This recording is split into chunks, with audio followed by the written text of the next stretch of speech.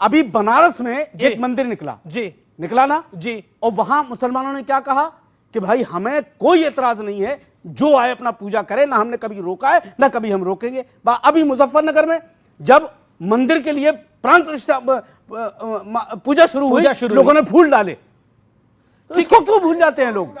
एक सेकंड, जी जी जी, एक सेकंड, पहली बात तो फूल इसलिए डाल रहे हैं क्योंकि बाबा की सरकार है। अखिलेश जी की सरकार होती तो पत्थर फेंकते और संभल में पत्थर फेंका। आपको याद है ना बाबा पार्लियामेंट में कैसे रोए थे? सुनिए, मैं नहीं याद है आपको? नहीं, मैं वो नहीं याद है आपको? अंसार रजा की बाबा से हमें डरा रहे हो, अंसार रजा की बात को आगे बढ़ा रहे हो। बाबा से हमें डरा रहे हो, अंसार राजी आगे, बाबा खुद डरे हुए थे पार्लियामेंट में। सुन अब क्या बात कर रहे हैं? हाँ, सुन लीजिए। ऐसा मत बोलो ना। जिस दिन अब्दुल कलाम साहब का जनाजा निकल रहा था, उसी दिन याकूब मेनन जनाजा नहीं निकल रहा था, मैयत जा रही थी। जनाजा नहीं निकलता। हाँ ठीक है, उसी दिन याकूब मेनन की भी अंतिम यात्रा निकल रही थी। उसी दिन सेम डे याकूब मेनन जो आता है, मैं बीच में डिस्टर्ब मत करिए प्लीज, बीच में डिस्टर्ब मत करिए जो बात कर रहे हैं, शांत रहिए। याकूब मेनन जो आतंकवादी था, जिस दिन उसकी अंतिम यात्रा निकल रही थी, उस दिन भूतपूर्व राष्ट्रपति अब्दुल कलाम साहब की यात्रा निकल रही थी। अब्दुल कलाम साहब की अंतिम यात्रा में 10,000 लोग थे, उसमें मैक्सिमम हिंदू थे, और आतंकवादी जो याकूब मेनन की यात्रा में लगभग 1.5 लाख लोग चल रहे थे, वो कौन थे? दूसरी बात ये मुझे समझ में नहीं आ रहा है, कानून बना, कोर्ट में चैलेंज हुआ, कोर्ट ने आदेश दिया सर्वे करो, और उसके बाद पत्थरबाजी हो रही है और संभल के पत्थरबाजी को जस्टिफाई किया जा रहा है कोर्ट के आदेश के बाद। इससे बड़ा क्या हो सकता है? एक सेकंड, अंसार आजादी 30 सेकंड। संभल में जो भी पत्थरबाजी हुई है वो गलत हुई है, पत्थरबाजी नहीं होनी चाहिए थी, लेकिन 5 बच्चों की जान भी गई, उस पर भी बात करनी चाहिए। वो तो कहा जा रहा है कि तुर्क और पठानों की लड़ाई थी। सर मैंने ये तो नहीं कहा कि 78 में थी, अब नहीं थी, 78 में थी, अभी की तो बात तुर्क पठान की थी, अभी जो 78 में थी, वो अब नहीं एक थी। नैरेटिव ये सेट किया गया है कि वहां की पुलिस को बचाना है, इसलिए मुसलमानों और पठानों की बात, तुर्कों और पठानों की बात आ रही है। 5 लोगों की जान गई, चाहे वो तुर्क था या पठान था। एक तुर्क और पठानों का विवाद है कि नहीं? कोई विवाद नहीं, अब नहीं है कुछ, कोई विवाद नहीं, अब नहीं है, पहले कोई विवाद नहीं।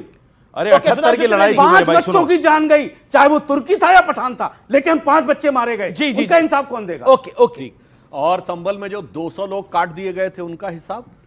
सर हमने काटे हिसाब की हाँ आपने काटे, पूरी बात सर हमने काटे। देखिए, मैं एक बड़ी लॉजिकल सी बात कहता हूं, जो लोग अभी आप वकील होकर कैसी बात कर रहे जिसको आप डिफेंड कर रहे हैं, मैं एक बड़ी टेक्निकल बात कह रहा हूं। जो लोग अभी प्लेसेस ऑफ वर्शिप एक्ट की बात करते थे, उनमें से मैंने एक को नहीं बोलते सुना।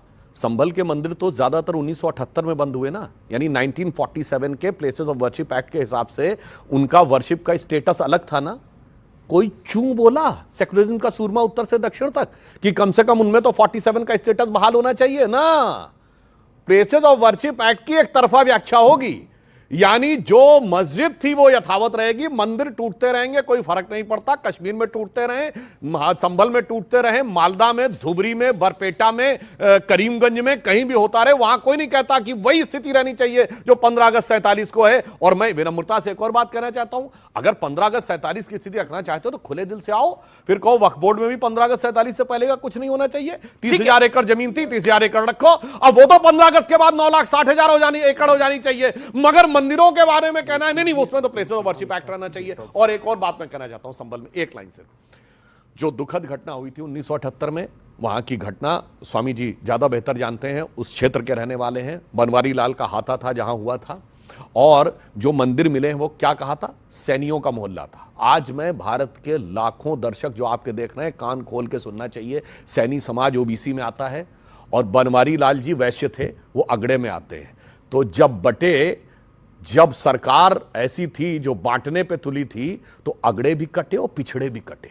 आज जो अगड़े पिछड़े में बांटने की बात कहते हैं, जब मौका आया तो सब के सब कटे, कोई नहीं बचा।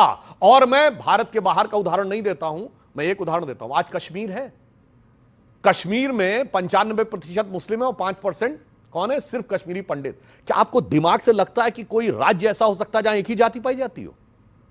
यह तो असंभव है ना। अरे ऐसा कोई जिला नहीं हो सकता जहां एक ही जाति पाई जाती हो। इसका मतलब सब के सब जातियां थी और सब या तो कट गए या कन्वर्ट हो गए। ये भारत का बात बता रहा हूं। 32% जो आज के बांग्लादेश में थे, उसमें SC ST OBC कहां गए? कट गए या कन्वर्ट हो गए। इसलिए मैं कहना चाहता हूं जो ये लोग खेल खेल रहे हैं उसे हकीकत में समझना चाहिए। और इसलिए बिल्कुल जो भाटी जी ने कहा था, जो जुड़े वो जीते। अखिलेश जी ने कहा था, मैं बिल्कुल समर्थन करता हूं। मैं विनम्रता से और चुनौती से पूछता हूं, इस देश में 80% हिंदू है, फिर भी उसके बाद हिंदू धर्म को गालियां देकर, कोरोना वायरस, HIV कह के, रामचरितमानस फाड़ कर भी, नहीं मुसलमान नहीं कह रहा हूं, लोग चुनाव जीतते हैं। मुसलमान ने नहीं कहा, अरे भाई मुसलमान ने नहीं कहा रहे, अरे भाई आपका नाम ही कहा दिया, लोग चुनाव जीतते हैं। और मैं चुनौती से कहता हूं, एक कॉन्स्टिट्यूएंसी बताइए जहां 80% मुसलमान हो।